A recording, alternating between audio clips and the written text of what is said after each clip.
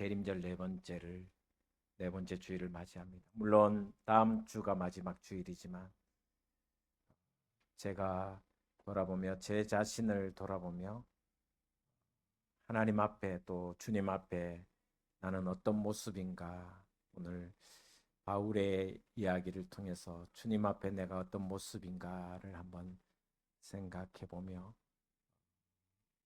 저를 한번 돌아보고 또 여러분도 주님 앞에 어떤 사람인가를 한번 돌아보는 시간이 되었으면 좋겠다 생각합니다. 오늘 본문은 바울이 참아들, 그죠? 영적인 아들인 디모데에게 보낸 편지입니다. 디모데는 젊은 나이였습니다. 요즘 말로 하면 어린 나이. 저도 이렇게 나이가 좀 들었는지 50대 초반만 봐도 아이고 젊어 보인다, 그런 생각이 듭니다. 40대는 아기 같아 보이기도 하고 그렇습니다. 군인들은 얼마 전에 이렇게 국회를 이렇게 점령했던 군인들 보면 아이고 올라갔다, 이런 생각이 들었습니다. 그만큼 나이가 드는 모습이 제 모습이 아닌가 하는 생각을 해봅니다. 아들보다 더 어린 이 디모데에게 보낸 편지입니다. 디모데가 에베소 교회를 목회하고 있었는데 에베소 교회는 특별히 좀 뭐랄까, 성도들의 모습이 만만치 않은 사람들의 모습이에요. 아시다시피 요한계시록에 보면 처음 사랑을 잃어버렸던 사람들이고, 그리고 하나님 말씀에서 점점 벗어나는 삶을, 그러니까 처음이 좋았지만 점점 안 좋아지는 모습이었기 때문에 어린 디모데가 목회하기가 쉽지 않았습니다. 더군다나 디모데는 좀 육신이 약한 사람이었습니다. 그래서 성경을 보면 네가 필요하면 포도주도 마셔라, 그렇게 표현해 놨는 거 보면 몸도 굉장히 약했던 것 같습니다. 근데 오늘 디모데후서 4장은 마지막 당부의 말이기도 하고 또 편지에 여러 사람의 이름이 나옵니다. 오늘 이 말씀을 읽으면서 저는 제 자신의 모습을 한번 돌아보고 또 주님 앞에 내가 어떤 사람으로 존재할까라는 생각을 해보는 겁니다. 먼저 오늘 본 말씀에 데마라는 사람이 나옵니다. 너는 어서 속히 내게로 오라. 아마 이 편지를 쓰고 얼마 있지 않아서 바울은 형장에 있을로 순교를 당합니다. 그죠? 처형을 당합니다. 그런데 오늘 본 말씀 10절에 이렇게 이야기하고 있습니다. 데마는 이 세상을 사랑하여 나를 버렸다라고 이야기해 주고 있습니다. 데마가 어떤 사람인가를 한번 살펴봤으면 좋겠다 생각합니다. 바울에게 데마는 빌립보서 1장 24절에 보시면 동력자라고 표현해 놨습니다. 데마는 바울에게 없어서는 안 될 동력자의 모습으로 처음 시작합니다. 열심히 바울과 함께 전도와 선교와 구제와 나눔에 함께했던 복된 사람이었습니다. 그래서 바울은 빌립보서 1장 24절에 소개하기를 나의 동력자라고 표현하고 있습니다. 그런데 조금 지난 후에 골로새서를 보면 빌립보서가 초창기에 쓴 바울의 편지라고 하면 골로새서는 조금 중간쯤에 쓴 편지입니다. 근데 골로새서에 보면 4장 14절에 보면 이 데마를 소개할 때 먼저 누가를 먼저 이야기하는데 사랑받는 누가라는 표현 뒤에 그냥 수식어 없이 데마 이렇게 표현합니다. 그러니까 처음에는 나의 동력자였고 중간쯤에는 이 데마가 바울에게 의사 누가는 사랑받는 사람이었는데 수식어가 없습니다. 신실하다거나 아니면 열정이 넘친다거나 아니면 믿음 안에서 기도하는 사람이라고 표현하지도 않습니다. 그냥 데마라고 표현하고 있습니다. 그리고 오늘 마지막 이 디모데후서에 보시면 이렇게 표현해 놨습니다. 데마는 세상을 사랑하여 나를 버리고 떠났다라고 이야기합니다. 데마는 처음에는 바울과 동력자로서 바울에게 참 중요한 인물이었지만 점점 그 사역에 바울과 함께 하지 못하며 결국은 세상으로 떠난 명예롭지 못한 불명예스러운 이름이 바로 데마가 되었습니다. 한 해를 돌아봅니다. 제 모습을 돌아보면서 하나님 앞에 또 주님 앞에 나는 1월 처음 시작할 때 간절하게 또 열정적으로 시작했는데 돌아보니 부족했구나. 명예롭게 시작했는데 조금은 불명예로운 모습이 저의 모습이구나라는 생각을 합니다. 바쁘다는 핑계로 여러분과 함께하지 못했고 또 조금 여러 일정이 있어서 하나님 앞에도 부끄러운 모습이 저의 모습이다라는 생각합니다. 그래서 돌아보니 제가 세상으로 나가진 않았지만 대마처럼 세상으로 나가진 않았지만 처음의 열정이 조금은 식어진 것이 아닌가라는 생각을 하면서 하나님 앞에 오늘 저의 모습을 돌아봅니다.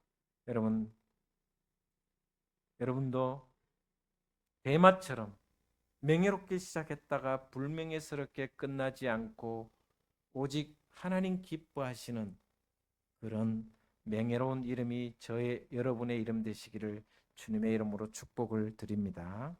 두 번째 사람이 누가입니다. 11절에 보면 이렇게 성경은 기록하고 있습니다. 11절 말씀 우리 같이 한번 보도록 하겠습니다. 시작. 누가만 나와 함께 있느니라. 이 누가는 여러분 잘 아시다시피 누가복음을 지은 누가, 그 다음에 사도행전을 쓴 사람이 바로 누가입니다. 그런데 바울에게 있어서 끝까지 함께한 사람이 바로 누가였습니다.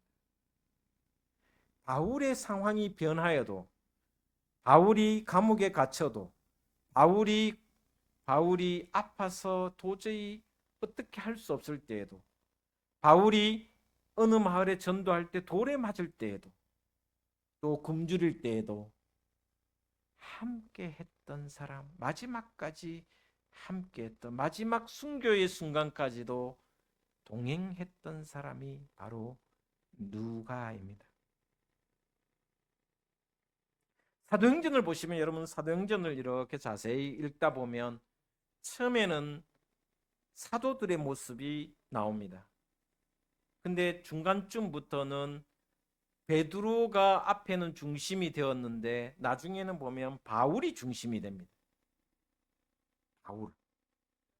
사울이 변하여 바울 사도가 되고 그 바울의 선교 사역의 중심이, 그래서 사도행전, 성령행전, 그 성령행전의 중심의 인물은 바로 바울입니다.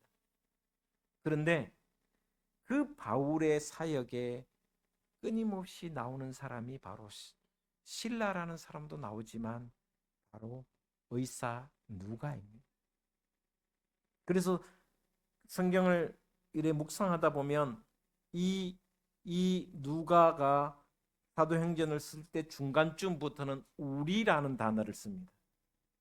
우리라는 것은 누구냐면 바울과 실라와 디모데와 함께했던 누가, 그래서 우리라는 공동체를 씁니다. 바울과 함께하는 공동체라는 의미가 바로 우리라는 뜻입니다. 예루살렘에 극심한 가난이 있었습니다. 가뭄 끝에, 7년의 가뭄 끝에 사람들이 살아갈 수 없을 만큼 고통이 있었습니다. 그때 바울이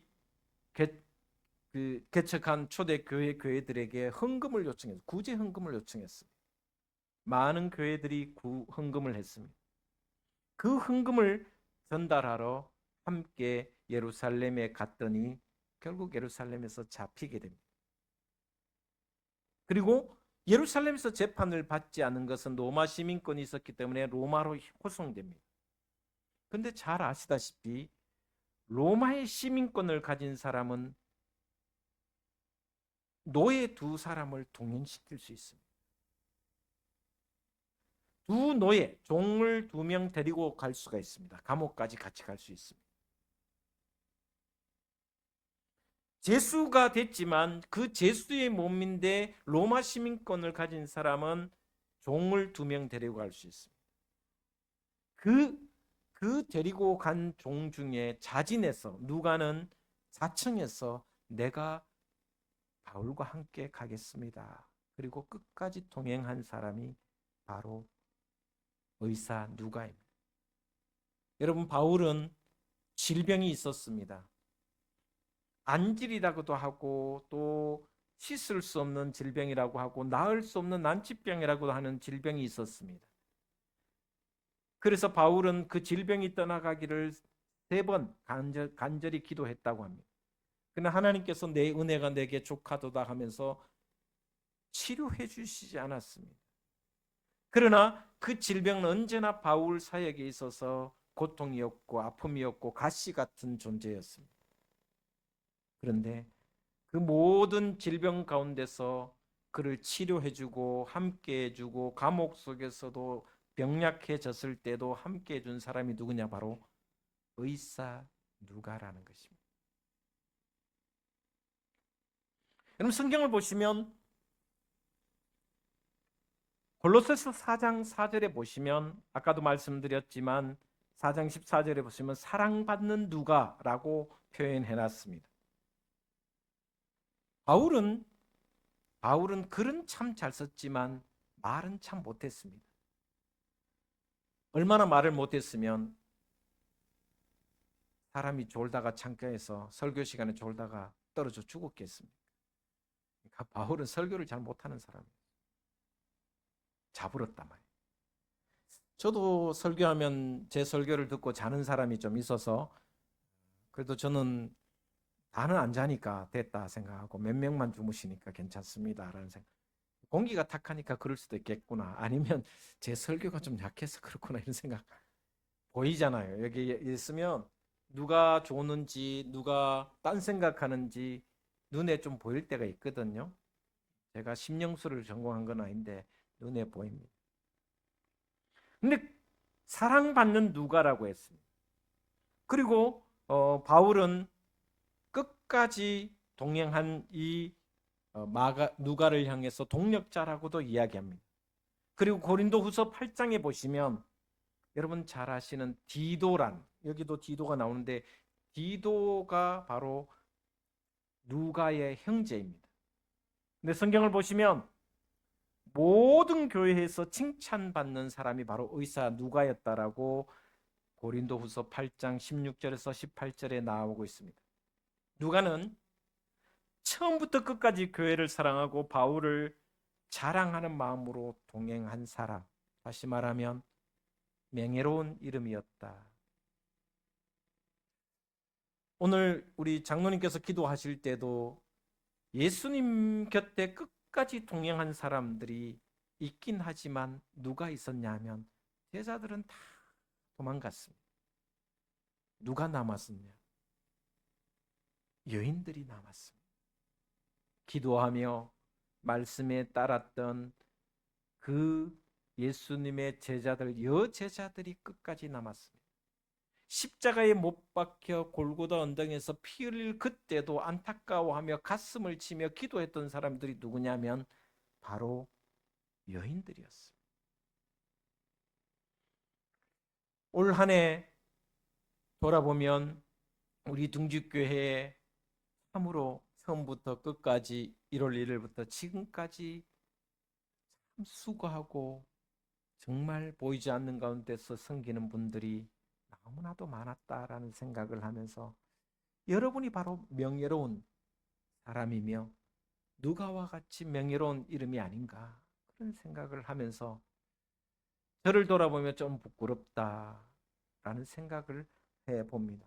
여러분, 누가처럼 또 예수님 곁에 끝까지 죽음의 순간까지 지켰던 그 여인들처럼 명예로운 이름으로 하나님을 섬기는 어떤 상황에서도 변하지 않는 믿음의 사람들 저와 여러분 되시기를 주의 이름으로 축원을 드립니다.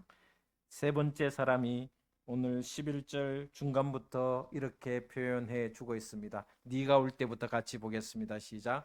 네가 올 때에 마가를 데리고 오라. 그가 나의 일에 유익하니라. 세 번째 사람이 누구냐면 바로 마가였습니다. 여러분, 마가는 어린 시절에, 여러분 우리가 잘 아는 마가의 다락방, 어머니 아버지가 아마 좀 부자였던 것 같습니다.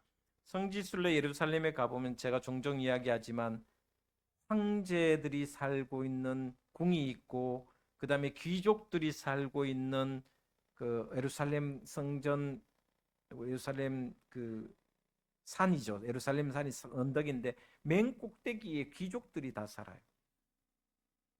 그런데 귀족들의 집이 그냥 작은 집이 아니에요.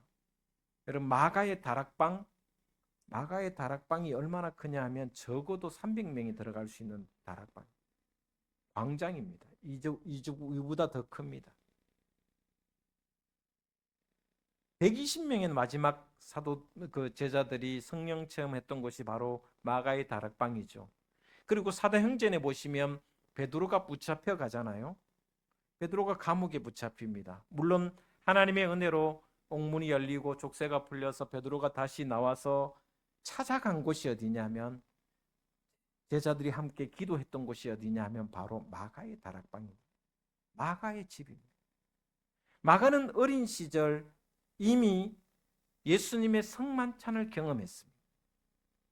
그리고 예수님의 제자들과 예수님이 발을 씻기는 그 모든 장면을 봤고 성령 체험하는 것을 그곳에서 보았습니다. 그래서 어린 마음에 믿음으로 열심히 살아가기를 결단하고, 성경을 보시면 사도행전 13장을 보시면 바울과 바나바가 첫 선교 여행을 떠날 때, 안디옥 교회에서 파송받아 선교 여행을 나갈 때 따라간 사람이 바로 마가입니다. 근데 마가는 너무 어렸습니다. 어린 나이였습니다. 어린 나이다 보니까 중간중간 이 마가는 감당할 수가 없었습니다. 그래서 결국 경상도 말로 중간에 톡 깨버렸습니다. 36개 나왔습니다. 감옥에 갇히기도 하고 굶기도 하고 배고픔에 시달리기도 하고 사람들이 돌을 던져 죽이려고 하기도 하고 무섭기도 하고 붙잡히기도 하고 매맞기도 하고, 그래서 퇴장을 맞기도 하고, 그러다 보니까 도망가 버렸습니다. 두 번째 전도 여행을 가고자 사도행전 15장 끝절에 보시면 바나바가 제안을 합니다. 마가가 아직 어렸으니까 그렇지, 이제는 괜찮을 거라고, 데리고 가자. 그런데 바울은 절대 안 된다고. 내 눈에 흙이 들어가기 전에는 저런 놈은 다시는 내가 쓰고 싶지 않다라고. 싹수가 놀았다고. 인간 될 놈이 아니라고. 그래서 결국 두 사람이 싸웁니다. 바울과 바나바가 극렬하게 싸우고 난 뒤에 헤어집니다. 그리고 바울은 실라를 데리고 가고 바나바가 마가를 데리고 갑니다. 그런데 놀라운 것은 마가는 바나바와 함께 선교여행을 다니면서 변화되었습니다. 새 사람이 되었습니다. 여러분, 바울의 눈에도 인간 되지 않을 것 같은, 저거는 안 될 것 같은 그런 마가였는데, 바나바가 기도하며 가르치며 또 기대하며 소망을 두며 함께 사역하며 그를 가르쳤을 때 끝내 하나님께서 그를 변화시켜 주셨습니다. 그리고 난 뒤에 오늘 본문이나 또 빌레몬서나 또 곳곳에 곳곳에 마가의 이름이 나옵니다. 그런데 성경을 보시면 바울이 이렇게 이야기한다. 어릴 때 마가의 모습은 싹수가 노래서 정말 저 놈은 안 될 것 같았는데 새 사람이 되고 난 뒤에, 변화되고 난 뒤에 바울이 마가를 향하여 나의 동력자라고 이야기합니다. 그리고 성경을 보시면 오늘 본 말씀에는 네가 올 때 마가를 꼭 데리고 오라. 그가 나의 일. 나의 일이라는 게 뭡니까? 복음을 전하는 일입니다. 유익한 사람이 되었다. 그리고 여러분 베드로 전후서를 보시면 마가에 대한 이야기가 나오는데 베드로가 이렇게 이야기합니다. 참 아들인 마가. 여러분 마가는 어린 시절에 불명예스러운 신앙의 삶을 살았습니다. 바울의 동력함에 바울의 선교에서 도망 다녔습니다. 감당할 수가 없어서 피했습니다. 그러나 세월이 지나 새로운 변화를 받았고 하나님의 은혜로 새로운 옷을 입게 되었습니다. 그리고 바울에게는 동력자가 되었고 유익한 사람이 되었고 그리고 베드로에게는 믿음의 아들이 되었습니다. 여러분 마가가 베드로와 함께 동력하며 베드로의 일을 도와주면서 베드로에게 들었던 예수님의 3년 동안의 공생의 이야기를 듣고 난 뒤에 기록한 것이 바로 마가복음입니다. 만약에 마가가 없었으면 어떻게 우리에게 복음이 전해졌을까? 왜냐하면 마가복음을 통해서 다른 예를 들면 마태복음이나 누가복음 또 그 다음에 요한복음도 마찬가지인데 마가복음을 근거로 복음서를 썼기 때문에 그렇습니다. 그만큼 마가복음은 중요한 그 복음을 쓴 사람이 바로 마가입니다. 처음에는 불명예스럽게 시작했던 마가였지만 그러나 점점 하나님의 사람으로 변화되어 끝내는 바울에게는 동력자요 베드로에게는 믿음의 아들이 되었고 그리고 우리 모두에게 정말 아름다운 복음을 쓴 바로 마가복음의 저자가 바로 마가입니다. 처음에는 좀 부족했지만 점점 하나님의 사람으로 하나님의 일꾼으로 변화된 사람이 바로 마가라고 오늘 기록하고 있습니다. 여러분 처음에는 좀 실수할 수 있습니다. 처음에는 좀 부족할 수 있습니다. 그러나 마가처럼 점점 믿음의 사람으로 변화되어서 하나님 보시기에 기뻐하며 예수 그리스도의 그 복음의 나라의 참 일꾼이 되는 여러분이 되시기를 주의 이름으로 축복을 드립니다. 2025년을 준비하면서 여러분이 이 마가와 같이 내가 전에는 좀 부족했지만 앞으로의 신앙은 점점 나아져서 명예로운 이름으로 하나님 보시기에 기뻐하는 이름으로 남는 그런 신앙인이 여러분이 되고 제가 되기를 주의 이름으로 축복을 드립니다. 그리고 오늘 본 말씀 마지막에 그 앞에 10절에 보면 누가 나오냐면 바로 디도라는 사람이 나오고 또 12절에는 두기고라는 사람이 나옵니다. 우리 같이 한번 12절 보도록 하겠습니다. 시작. 두기고는 에베소로 보내온노라. 자, 그 앞에 10절에 보면 디도라는 사람, 두기고 이야기는 제가 2주 전에 한번 한 적이 있습니다. 디도는 어떤 사람이냐면 디도서 1장 4절에 보면 디도를 향해서 바울은 참 아들이라. 바울에게는 아들이 참 많았습니다. 결혼하지 않았는데 디모데를 향해서 아들이라 그랬죠. 또 디도를 향해서 아들이라 그랬습니다. 이 디도는 바로 의사 누가의 형제입니다. 그런데 이 디도는 어떤 사람이냐면 고린도 교회가 참 어려움이 많았습니다. 고린도 교회는 성적인 타락, 그 다음에 교회 안에서의 싸움의 문제, 그래서 세상에서 소송하고 법정에 소송하고 그 다음에 이단의 문제, 그 다음에 당파의 문제, 수없는 것들이 고린도 교회 안에 있었습니다. 그런데 바울이 편지를 써서 고린도 교회에 전달한 사람이 누구냐 하면 바로 디도입니다. 여러분 요즘처럼 이메일이 있거나 뭐 항공으로 보내거나 아니면 우체국을 통해서 보내면 얼마나 좋겠습니까? 이때는 다 인편으로 갔습니다. 사람 편에 편지를 보냈습니다. 그런데 이 고린도 교회에 보낸 편지나 다른 편지들을 보내는 것은 정말 쉬운 일이 아닙니다. 왜냐하면 산 넘고 물 건너 바다 건너를 가야 되기 때문에 그 과정들이 쉽지 않습니다. 디도는 고린도에 보낼 편지를 받아들고 산 넘고 물 건너 바다 건너 다시 고린도 교회에 가서 편지를 전해주고 그 고린도 교인들이 그 편지를 읽고 이런 부분은 잘못되었으니 이렇게 했으면 좋겠다는 바울의 편지를 보고 몇 달 동안 지켜보고 다시 그들의 변화된 모습을 바울에게 전하기 위해서 또 바울에게 갑니다. 이것을 수없이 반복한 사람이 바로 누구냐면 디도라는 사람. 디도는 말없이 불평 없이 아까 우리 장로님 또 기도하신 것처럼 가끔 그런 생각이 듭니다. 여러분 들리는 소리보다 들리지 않는 세상의 소리 들리는 소리보다 들리지 않는 소리가 더 진리일 때가 있습니다. 보이는 것보다 보이지 않는 헌신이 더 아름다울 때가 있습니다.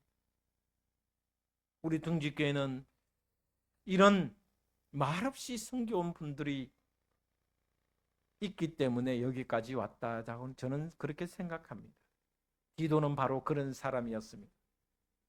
그 먼 길을 편지 한 장 달랑 들고 가는 그 먼 길을 말없이 순종하고 또 끝내 고린도 교회에 전하고 고린도 교회의 변화를 보고 다시 바울에게 전하고 여러분 고린도 교회 편지만 해도 4개의 편지가 있다고 합니다. 우리가 읽는 것은 고린도 전후서밖에 없지만 진짜 편지는 4개 정도 있었다고 합니다.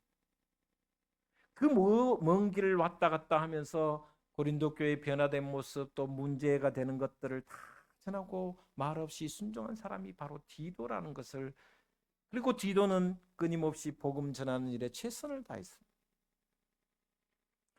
우리 둥지교회가 지난 한 해를 돌아보면 이렇게 섬긴 디도와 같은 일꾼이 많았기 때문에 여기까지 왔다고 생각합니다. 그래서 디도는 명예로운 이름입니다. 명예로운 이름으로 말없이 순종한 사람입니다. 여러분 디도와 같이 새해에도 말없이 순종하며 하나님의 일에 충성하여 여러분의 이름이 하나님 보시기에 주님 보시기에 명예로운 이름이 되시기를 주의 이름으로 축원을 드립니다. 저도 그 일에 앞장서고 저도 새해에 더욱 잘 섬기겠습니다. 여러분이 기도해 주시고 서로를 위하여 격려해 주시고 보이지 않는 가운데 일하시는 분들을 칭찬해 주시고 감사의 말을 전해 주시고 그렇게 된다면 우리 둥지교회는 하나님 보시기에 기뻐하는 교회가 되리라 믿습니다. 기도하겠습니다. 하나님 감사합니다.